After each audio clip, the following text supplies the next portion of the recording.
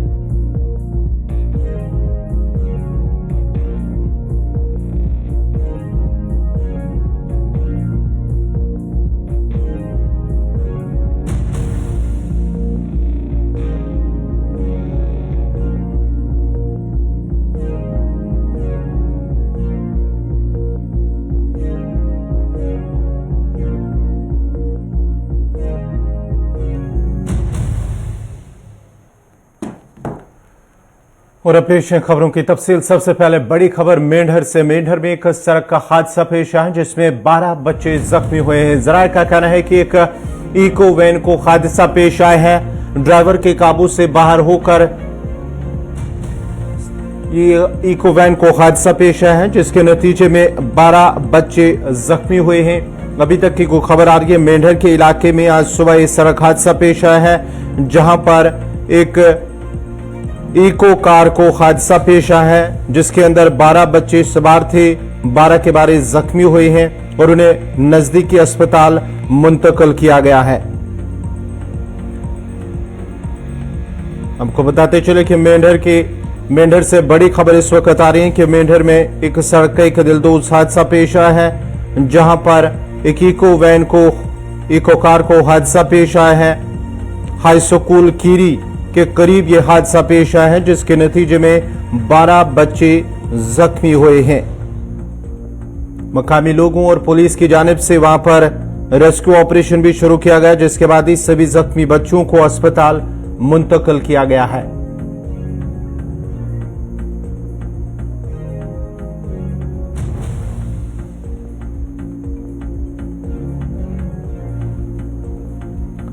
मेंढर से इस वक्त की बड़ी खबर। वहां पर सड़क हादसा पेश आया है जिसमें 12 बच्चे जख्मी हुए हैं। सभी जख्मियों को अस्पताल मुंतकिल किया गया है।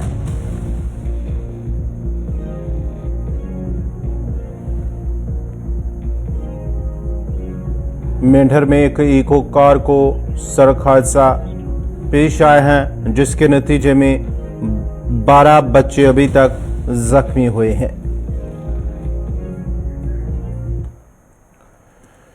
कठुआ में एक और बड़ी खबर जहां पर सीबीआई की जानिब से कल एक पुलिस कांस्टेबल को हिरासत में लिया गया था, गिरफ्तार किया गया था। अब उस कांस्टेबल की मौत हुई है।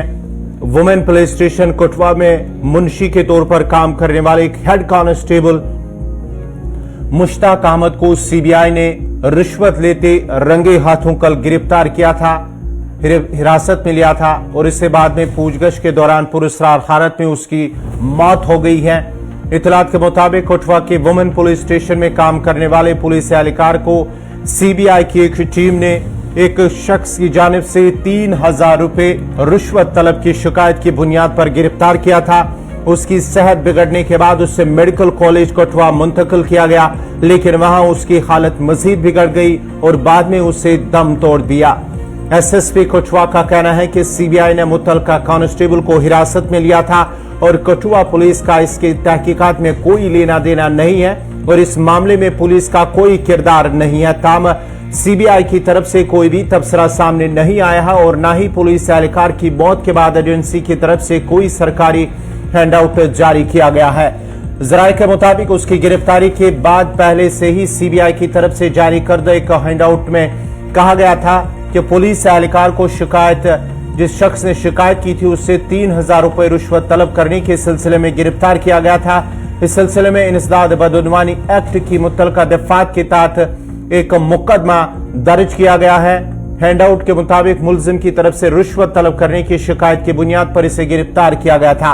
उस पर इल्जाम लगाया गया था कि फरवरी 2023 के महीने में हेड कांस्टेबल मुलजिम मुश्ताक अहमद ने शिकायत कुनंदा के वालिद से कहा कि वो उसे शिकायत कुनंदा से मिलने के लिए थाने भेज दें। कुछ दिनों के बाद जब शिकायत कुनंदा मुलजिम से मिला तो उसने बताया कि शिकायत कुनंदा के खिलाफ खातून की वीडियो बनाने और उसे हरासा करने की शिकायत दर्ज कराई गई। इस मामले पर कार्रवाई न करने के लिए मुलजिम head constable women police station Kathua 5000 रुपए रिश्वत तलब कर रहा है। सीबीआई के मुताबिक तस्दीक के दौरान शिकायत में दर्ज इल्जाम दुरुस्त पाए गए और ये बात सामने आई कि मुश्ताक अहमद शिकायत कुनंदा से 5000 रुपए रिश्वत तलब कर रहा था। शिकायत कुनंदा की दरख्वास्त पर मुलजिम ने रिश्वत का मुतालबा कम करके 3000 रुपए कर दिया और इसी मुनासबत से सीबीआई ने मुलजिम को रिश्वत मांगते और कबूल करते हुए रंगे हाथों गिरफ्तार किया था।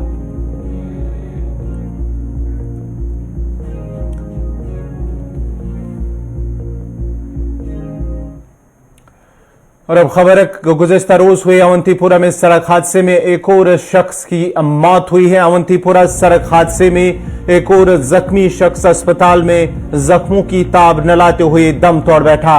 गुज़िश्ता रोज गोरीपुरा अवंतीपुरा के करीब एक गाड़ी को सड़क हादसा पेश आया है, जिसके नतीजे में 4 लोग मौके पर ही उन्होंने दम तोड़ दिया, जबकि एक जख्मी शख्स ने आज सुबह ही अस्पताल के अंदर आखिरी सांस ली है और इसके साथ ही हादसे में मरने वालों की तादाद अब 5 हो गई है। अवंतीपुरा सड़क हादसे में गुज़िश्ता रोज 4 की मौत हुई है और 28 जख्मी हुए थे। ये जम्मू से श्रीनगर की तरफ आ रही थी एक गाड़ी, जिसमें बिहार के रहने वाले 4 लोगों की कल मौत हुई है और 28 के करीब जख्मी हुए थे। सभी जख्मियों को अस्पताल मुंतकिल किया गया था, सिक्किम सोरा और उसके साथ साथ ही SMHS अस्पताल, जहां पर कई की हालत नाजुक बताई गई। और आज एक शख्स ने जख्मों की ताब न लाते हुए दम तोड़ बैठा और हादसे में अब मरने वालों की तादाद 5 हो गई है। और इस जो आज शख्स की मौत हुई है, इनका ताल्लुक भी जराये के हवाले से कहा जा रहा है, इनका ताल्लुक भी बिहार से ही है, क्योंकि कल जो 4 लोगों की मौत हुई है उनका ताल्लुक भी बिहार से बताया गया है। अब बात करेंगे ठेकेदारों की। जम्मू कश्मीर इंतजामिया की जानिब से ठेकेदारों को लेकर एक और बड़ा फैसला है। ठेकेदारों के लिए थाने से तस्दीक, यानी कि उनकी तस्दीक की जाएगी, इन्वेस्टिगेशन होगी, उसके साथ साथ ही इसे जरूरी करार दिया गया है। ठेकेदारों के लिए थाने से तस्दीक जरूरी है। कुछ ठेकेदारों के रिश्तेदार मिलिटेंसी में मुलविस हैं, इंतजामिया की जानिब से कहा गया है, और ऐसे ठेकेदारों की अदायगी जारी नहीं की जाएगी। ये जराये के हवाले से हम आपको बता रहे हैं कि जिन ठेकेदारों के रिश्तेदार जिनका मिलिटेंसी से कोई ताल्लुक होगा, उन ठेकेदारों की जो अदायगी होगी वो जारी नहीं की जाएगी। और साथ ही साथ पुलिस वेरिफिकेशन के साथ उनकी जो इन्वेस्टिगेशन होगी ठेकेदारों की, एक क्लास ठेकेदारों की, उसके बाद ही उनकी जो अदायगी या उन्हें काम सौंपा जाएगा। इस सिलसिले में बाज़ाब्ता तौर पर अब इंतजामिया की जानिब से ये कहा गया है कि उनकी पुलिस वेरिफिकेशन जरूरी है, इसे लाजमी करार दिया गया है। और उसके साथ साथ ही अगर किसी कॉन्ट्रैक्टर का कोई भी रिश्तेदार मिलिटेंसी के साथ वाबस्ता होगा तो उनके खिलाफ जो उनकी अदायगी नहीं होगी। इस सिलसिले में आपको बताते चले कि इससे पहले ही पहला जो लिस्ट सामने आया है उसमें करीब 34 कॉन्ट्रैक्टरों को डी रजिस्टर किया गया है।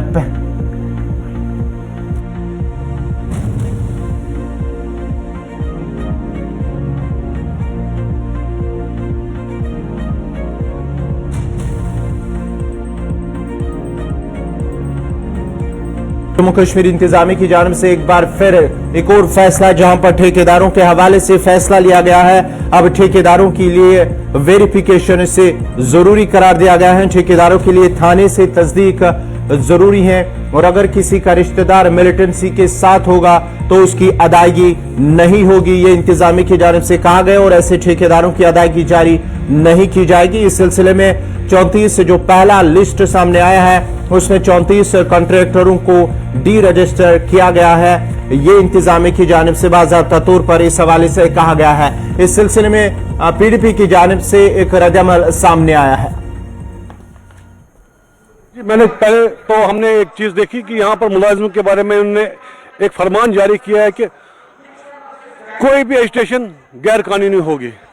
फर्स्ट टाइम हमने ये देखा हिंदुस्तान के आईन में कि ऐसे ऐसे ऑर्डर्स निकल रहे हैं कि एक जेन्युइन डिमांड्स जो हम पेश करना चाहते हैं उस पर भी पाबंदी की। और सुबह सुबह मैंने एक ऑर्डर देखा, अब जो जिन लोगों को कुछ लाइबिलिटीज थी ठेकेदार वगैरह के, उनकी अब वेरिफिकेशन हो रही है। मुझे ये नहीं लग रहा है वेरिफिकेशन और पेमेंट के साथ क्या ताल्लुकात है।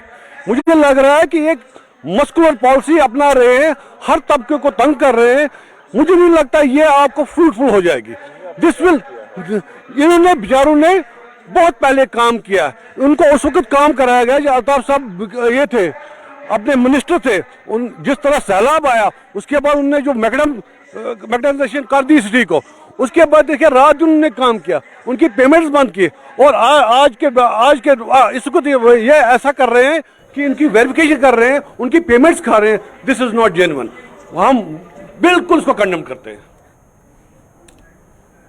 श्रीनगर के जबरवन पहाड़ियों के दामन में वाक़ एशिया का सबसे बड़ा बाग गुलिलाला जायदज यानी कि 12 लाख हसीन और जमील टूलिप गुठलियों के साथ सयाहों की आमद के लिए हर लिहाज से अब तैयार हैं। और आज बाग गुलिलाला को मकामी और गैर मकामी सयाहों और सैलानियों के लिए खोला जा रहा है। शहर आफाक झील डल के किनारों पर वाक़ इस वसी और अरीज और दिलकश बाग, जिसमें लाखों रंग बिरंगी टूलिप बल्ब लगे हुए हैं, को लेफ्टिनेंट गवर्नर मनोज सिन्हा की तरफ से आवाम के लिए खोले जाने की तवक्का है। बाग गुलिलाला में हॉलैंड से बरामद शुदा 4 नए टूलिप का इजाफा किया गया है, जहां पर मुतलका हुकाम का कहना है कि मौसम बहार की आमद पर 68 रंग बिरंगी अकसाम के टूलिप बल्ब के अलावा डेफोडिल, हसीन, मिस्करी के चश्म कुशा फूल और बादाम, खुबानी, आड़ों के दरख्त भी बाग की खूबसूरती में शान शौकत में 4 चांद लगाएंगे। उन्होंने मजीद कहा कि बाग में फिलवक्त ज़ायदा से 1 दर्जन अकसाम के 25% टूलिप खुल गई हैं और मौसम साजगार रहने की सूरत में बाकी टूलिप भी खुलेंगे। उन्होंने मजीद कहा कि गुलिलाला का फूल बहुत ही नाजुक होने के साथ साथ इसकी जिंदगी सिर्फ 15 से 17 दिनों पर ही मुहित होती है। ताहम टूलिप की जिंदगी इसके किस्म और मौसमी सूरत हाल पर मुनहसिर है। अगर मौसम सर्द रहा तो इसकी जिंदगी बढ़ सकती है और अगर दर्ज हरारत 20 डिग्री से ऊपर चला गया तो उसकी जिंदगी कुछ दिन मुख्तसर हो जाती है। इस खबर पे मजीद तफसीलात के लिए सीधा चलते हैं श्रीनगर, जहां हमारे साथ है फैसल रियाज। फैसल, कितने बजे आज इसका इफ्तिताह होगा और उसके साथ साथ ही क्या कुछ रूट प्लान तैयार किया गया है? देखिए बिल्कुल गवार, अगर हम बाग गुलिलाला की बात करें, टूलिप गार्डन की बात करें तो बड़ा ही फेमस गार्डन है जम्मू कश्मीर का और खासकर पूरे एशिया में सबसे बड़ा टूलिप गार्डन है, जो कि जबरवन पहाड़ियों के दामन में खूबसूरत बाग है। उसके साथ साथ डल झील के किनारे पे करीबन 600 कनाल जमीन के करीब पे मुश्तमिल ये बाग है, जिसको 2007 में बनाया गया था। और 2007 से ही लगातार सयाहतों की भीड़ जो है, सयाहों की जो है वहां पे भीड़ देखने को मिली। तो आज एक बार फिर से इस साल आज 5 बजे करीबन एलजी मनोज सिन्हा इसकी इनॉग्रेशन करेगी और उसके बाद कल से आम लोगों के लिए इसको खोला जाएगा। आपको बता दें कि वहां पे करीबन 16 लाख के करीब टूलिप सेट जो कि हर साल 15 होते थे, लेकिन इस बार 1 लाख का जो एडिशन किया गया है, इस बार 16 लाख के करीब टूलिप्स वहां पे खिलेंगे और करीबन 75 वैरायटीज के वहां पे फूल होंगे। आज इसको इनॉग्रेट किया जाएगा और कल आम लोगों के लिए इसको खोला जा रहा है। बताया जा रहा है करीबन 3 से लेकर 4 लाख के करीब जो सयाह है या लोकल्स है वो एक्सपेक्ट है, वो उम्मीद की जा रही है वो इस साल वहां पे आएंगे। उसके हवाले से जो कल से ये आम लोगों के लिए खोला जाएगा, टूरिस्ट के लिए खोला जाएगा, उसके लिए एक रूट प्लान भी बनाया गया है, क्योंकि इस वक्त स्मार्ट सिटी के तहत पूरे शहर में काम चल रहा है और जो टूलिप गार्डन का रोड है वहां पे भी स्मार्ट सिटी के तहत काम चल रहा है। तो ट्रैफिक डिपार्टमेंट की तरफ से कहा गया है कि सिंगल वे रूट जो है मेंटेन किया जाएगा, यानी जिसको भी टूलिप गार्डन जाना होगा वो लाजमी तौर पर पहले लाल चौक पहुंचा सकेगा, लाल चौक से वो डल गेट आएगा और उसके पास फिर 2 रूट हो गए, या तो वो गुप्का रोड से आ सकता है टूलिप गार्डन या बुलवार्ड रोड से आ सकता है। अपोजिट डायरेक्शन में किसी को भी चलने की इजाजत नहीं होगी। जिनको वापस अपने डेस्टिनेशन पे जाना होगा वो फोर शो रोड लेकर दरगाह पहुंचेगा और दरगाह के बाद वो अपने अपने रास्ते से जा सकते हैं। यानी जिस किसी को भी, चाहे वो साउथ कश्मीर से आए, नॉर्थ कश्मीर से आए या सेंट्रल कश्मीर से जो कोई भी सयाह आए, उसको लाजमी तौर पर पहले लाल चौक पहुंचना है, लाल चौक में डल गेट और उसके बाद वो फिर टूलिप गार्डन की तरफ रुख कर सकता है। किसी को भी फोर शोर से टूलिप गार्डन की तरफ आने की इजाजत नहीं होगी। या निशात से से किसी को भी इजाजत नहीं होगी कि वो टूलिप गार्डन की तरफ होगा। सुबह 9 बजे से लेकर शाम 7 बजे तक जो है यही सिंगल वे ट्रैफिक मेंटेन रहेगा और किसी को भी अपोजिट डायरेक्शन में चलने की इजाजत नहीं होगी। इसी के साथ साथ डेजिग्नेटेड पार्किंग भी रखी गई है। जो बॉटनिकल गार्डन का जो पार्किंग है वहां पे आप सैयाह अपनी गाड़ियां पार्क कर सकते हैं। कराला संगरी में जो ओपन लैंड है वहां पे रख सकते हैं। SKICC में पार्किंग का एहतमाम किया गया। उसके साथ साथ जो रॉयल स्प्रिंग गोल्फ कोर्स है वहां पे भी रख सकते हैं और उसके साथ साथ जो बॉटनिकल गार्डन में जो लैंड खाली है वहां पे जमीन है वहां पे गाड़ियां रख सकते हैं।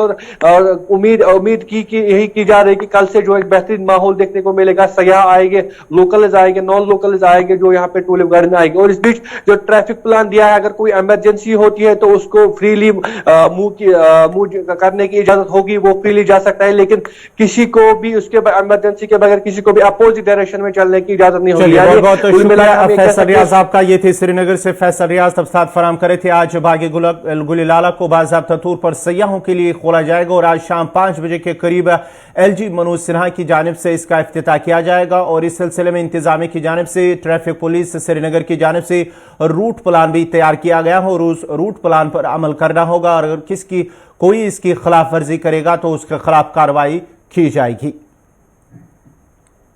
यूं तो साल भर सयाहों का रुख वादी कश्मीर की तरफ रहता है, मगर वादी कश्मीर में मौसमी बहार की आमद के साथ ही सयाहों की कसीर तादाद वादी का रुख करते नजर आ रहे हैं। वादी में इस दौरान मौसम खुशगवार होता है। जहां एक तरफ मुल्क भर से सयाह कश्मीर में छुट्टियां मनाने का इरादा करते हैं, लेकिन वहीं दूसरी तरफ भारत के बड़े शहरों से श्रीनगर के लिए हवाई जहाज का किराया देखकर वो अपना इरादा बदल लेते हैं। दिलचस्प बात यह है कि भारत के उन बड़े शहरों से खलीजी ममालिक हवाई जहाज का किराया श्रीनगर रूट के मुकाबले कम है। Kashmir chamber of commerce and industry के सेक्रेटरी जनरल फैज अहमद बख्शी का कहना है कि हमारे यहाँ डिमांड और सप्लाई काफी अच्छी है। एक तो यहाँ के मकामी लोग, फिर यहाँ के तलबा, नौकरी पेशा अफराद, मरीज और सयाह हवाई जहाज का इस्तेमाल करते हैं। लेकिन बदकिस्मती से हवाई जहाज के किराया में इजाफा हो रहा है, जिसकी वजह से सयाहत पर काफी मनफी असर पड़ सकता है। इसका तो एक एडवर्स इफेक्ट है हमारे टूरिज्म पर। हमारे जो ट्रैवलर्स हैं, डोमेस्टिक ट्रैवलर्स भी जो बाहर गए हुए हैं और इस टाइम वो वापस आ जाते हैं, या स्टूडेंट्स हैं या NRKs हैं जो बाहर सेटल्ड हैं, उनकी वहाँ छुट्टियाँ वगैरह हो जाती हैं और इस टाइम वो वापस आना चाहती है। उनके लिए तो बड़े ये तो कमर तोड़ महंगाई है। जो आज जैसे आपने कहा कि 15,000 से 20,000 तक का फेयर है, जो 6-7 हज़ार होना चाहिए। इसके लिए तो काफ़ी टाइम से हम आवाज़ उठा रहे हैं, उठाई भी है। और अभी हमारा जो टूलिप सीज़न जो 19 मार्च से होता है और वो बड़ा शॉर्ट लिव्ड होता है, 10, 12, 15 दिन तक रहता है। और ये जो टूलिप सीज़न है काफ़ी लोग उसको देखने आते हैं, क्योंकि एम्स्टर्डम के बाद ये कश्मीर में ही है कि इतना बड़ा टूलिप गार्डन है और तो उसको देखने आते हैं। तो उसके लिए ये काफ़ी उनके लिए मुश्किलात है, उनके यहाँ पर हो जाता है। और ये आप हैरानगी की बात है कि इसी फेयर में दुबई या साउथ ईस्ट एशिया जो है, हांगकांग, सिंगापुर वगैरह, इसी या बैंकॉक, इसी फेयर में उनके होटल एकोमोडेशन पूरा ट्रैवल हो जाता है। ऐसा आप समझते हैं हजरात को भी इसमें सबसे अच्छा जो होगा, मिनिस्ट्री ऑफ होम अफेयर्स को एक्चुअली आना है बीच में। जैसे उन्होंने कोविड टाइम पे एयरफेयर्स पे कैप डाली हुई थी, वैसे ही कश्मीर के ऊपर वो कैप डाले, वो एक मिड फेयर फिक्स कर ले। ना तो हमें 2,000 की टिकट चाहिए और ना 40,000 की टिकट चाहिए, चाहे वो फिर लोकल हो या टूरिस्ट हो। इससे क्या है कि कश्मीर की बदनामी बहुत हो रही है और हम एज लोकल इसको बर्दाश्त नहीं कर पा रहे हैं। दूसरा, हमारे में भी कुछ खामियां, हमारे कुछ दोस्त, कुछ ट्रेड पार्टनर्स वो एडवांस परचेज कर लेते हैं एयरलाइन से, वो वर्ल्ड में है।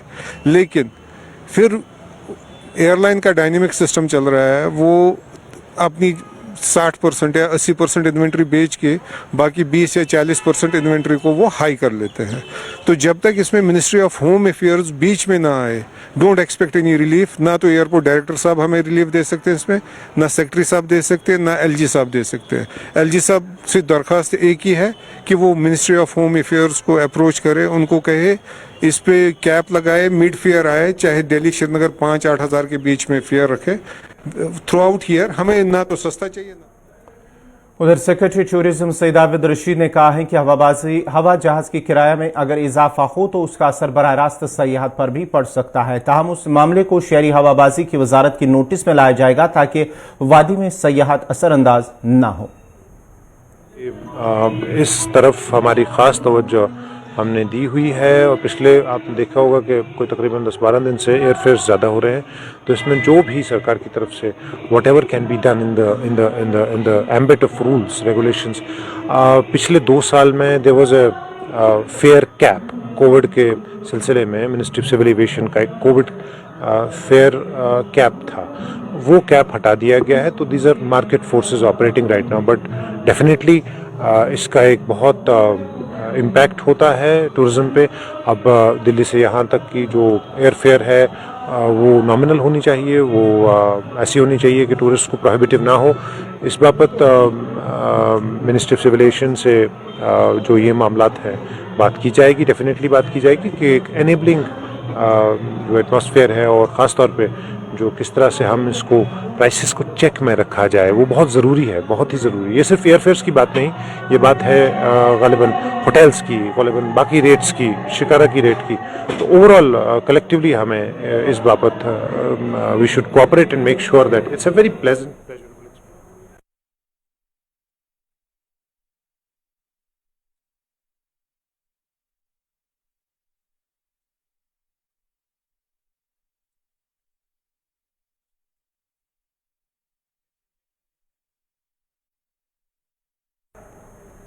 श्रीनगर में गुज़श्ता रोज़ कालिदास थिएटर ने जश्न अदब और आमद बहार तकरीब का एहतमाम किया, जहां फनकारों को खराज तहसीन पेश किया गया है। तकरीब में कई मुख्तलिफ शोबों से वाबस्ता कई अहम शख्सियात ने शिरकत की। दौरान तकरीब मुतअद्दिद फनकारों और कलाकारों को उनकी बेहतरीन खिदमात के लिए एजाज़ से नवाजा गया।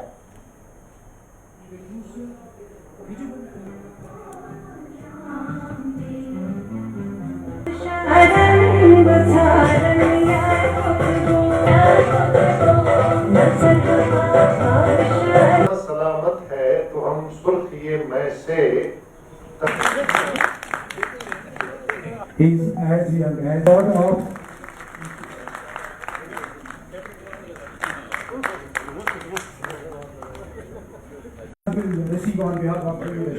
आज जो इवेंट हुआ कल्चर एकेडमी के वसातत से कालिदास थिएटर का इवेंट है, हमारा 50वां साल अब मुकम्मल हो रहा है इस थिएटर का। और हमारे जो ऑब्जेक्टिव्स हैं कि जितने भी हमारे यहाँ जितना भी बड़े टैलेंट है, हमारे सीनियर आर्टिस्ट हैं, उनको हम फेलिसिटेट करें, उनका जो कंट्रीब्यूशन है उसको एक्नॉलेज करें। और उसके साथ साथ एक जो कल्चरल तहरीक है जिसे कई दहाइयों से एक जमूद आया था, उसको हम आगे ले जाना चाहेंगे इन आर्टिस्टों की वसात से। और हमारे पास टैलेंट नौजवानों में खासकर बहुत ज़बरदस्त टैलेंट है। और थिएटर के साथ साथ हमारा एक और हमने एक फ़ैसला किया है जो हमारा लिटरेचर है, जिसमें हमारे नौजवान बहुत कुछ लिखते हैं और मयारी लिखते हैं, उनको भी हम एनकरेज करें और हम कॉन्फ्रेंसेस करें, उनके उस टैलेंट को हम आगे उभारेंगे, उनको एक प्लेटफॉर्म, एक प्रोफेशनल प्लेटफॉर्म जो है उनको मुहैया करें ताकि वो अपने टैलेंट को शोकेस कर सके। क्योंकि हमारे पास इतने वसाइल नहीं है यहाँ पे, ना हमारे पास ऐसे कोई प्रोफेशनल इंस्टीट्यूट है।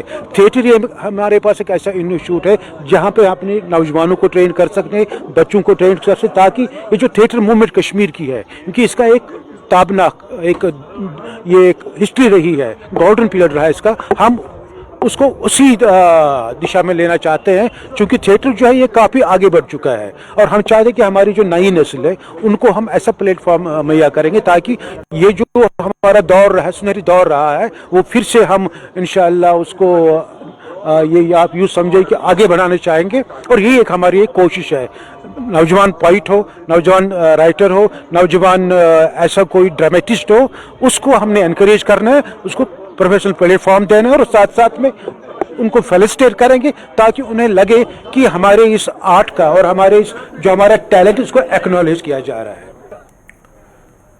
नाज़रीन, इसी के साथ ही उर्दू खबरनामा इख्तिताम पज़ीर हुआ चाहता है। अपने मेज़बान गौहर कुछ को इजाज़त दीजिए। अल्लाह हाफ़िज़।